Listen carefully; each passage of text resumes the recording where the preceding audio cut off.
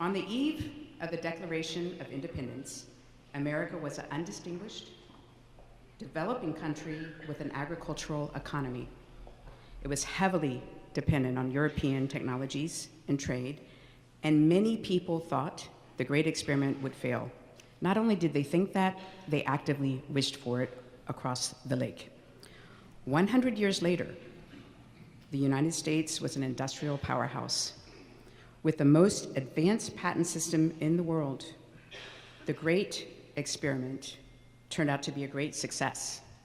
Why?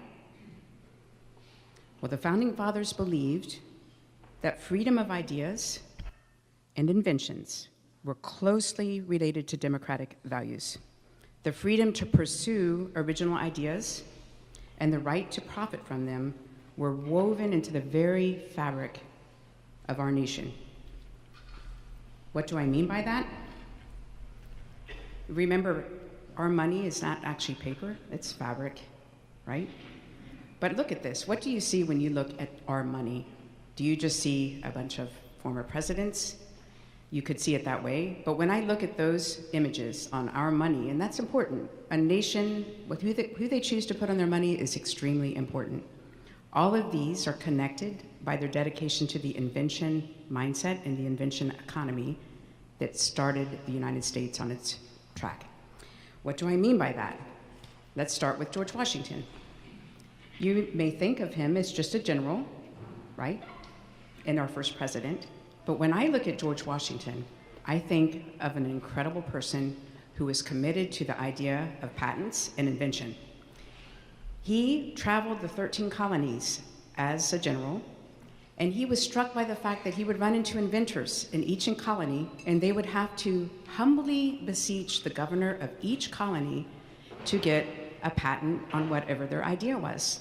And that had to go back to England and come back, so they would have to go to 13 colonies if they had an idea or an invention.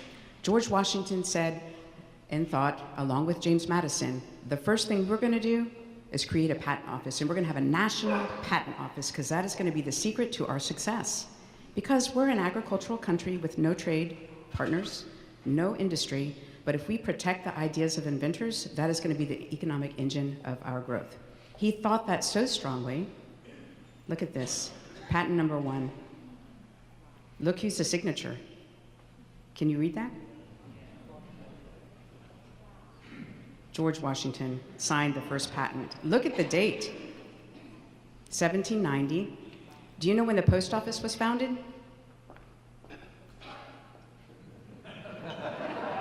The patent office preceded the post office in the United States of America. Can I have a round of applause? I think that's pretty incredible, because patents are basically a marketplace of ideas. It's taking an idea and placing a value on an idea. And George Washington knew this was going to be the bedrock of our economic growth. So not only did he talk the talk of being pro-patents and pro-invention, he also had his own trademark. He had one of the first registered trademarks was on his flour that he produced at his plantation, and he marketed throughout the West Indies. So he was a huge proponent of intellectual property. Okay, let's move on. Who is this? A $2 bill? Jefferson. You all know Jefferson was an inventor, right? Jefferson was not only the first patent examiner. George Washington said, hey, Thomas, are you gonna be our patent examiner? And he was the first patent examiner, but he was also an inventor. He had many inventions, including this plow that would plow along a hill. He had a first camera obscura that he had an invention for. This is my favorite, the macaroni machine. I love that. And my very favorite is the super cipher wheel. If people at these tables, if you could hold up the cipher wheel, we have Thomas Jefferson's cipher wheel. This is what he used to send secret encoded messages to France when he was our Secretary of State. How cool is that? We have these in the gift store if you would like to buy one. But we also have secret messages encoded in all of our inventions that you have to discover using this patent wheel. This cipher wheel. Okay, let's move on. Who's on the $100? Does anybody have a $100 bill in their pocket? All right, you can come and you can donate that to the museum right now. Sue, who is on that? Who? Pull it up. I want you to hold it up. Say who's on that? Oh no. I wasn't really serious, but I will accept that and any other. Oh my goodness. Thank you.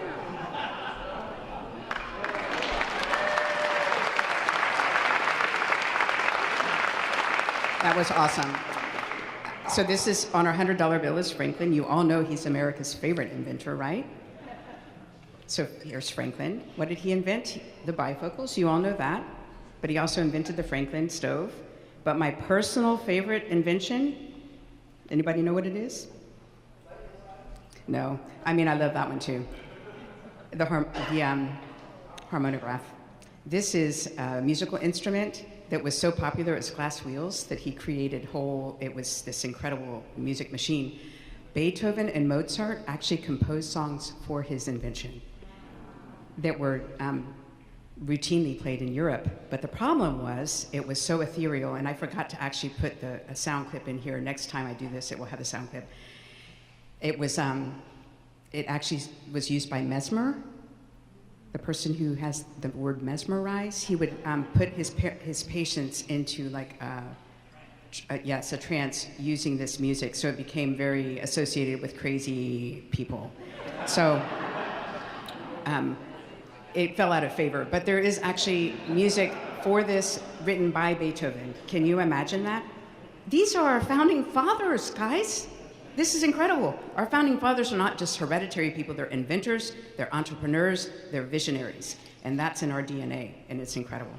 So, this is where we have our experiment. If you hold up your little Jefferson cipher wheel, and then each table has a secret code.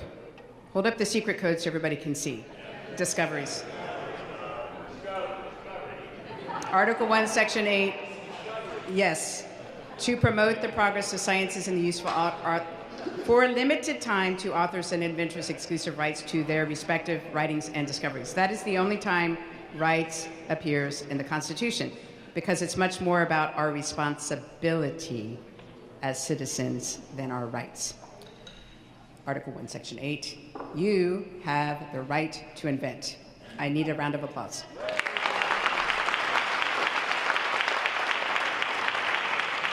I'm almost done, but I can't stop without talking about Lincoln, who is on our $5 bill. You may think of him as just with the Civil War, which he was, but he was also a huge promoter of patents. He loved them so much, he actually is the only US president that actually filed for patent. And this is a boat shoaling device. And he was so convinced, he actually wrote about patents being among the 3 most important developments in world history.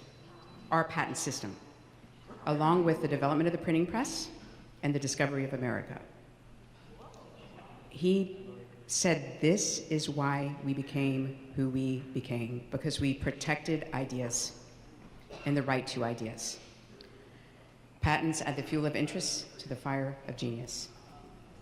So, what does this have to do with us today at the Cade Museum? We are committed to passing on this invention mindset to the next generation. When I think of an invention mindset, I think of a coin with 2 sides.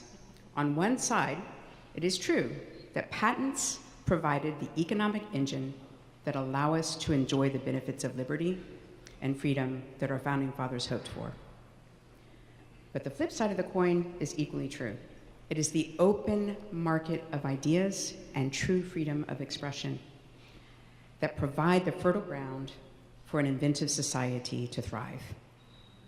An invention mindset thrives in an open market of ideas, and inventions are by their nature not a product of consensus, and rarely are they the product of groupthink. The freedom to invent and the freedom of expression are absolutely interconnected. It has been said that one of the great questions of life is how to order a just and free society at the same time.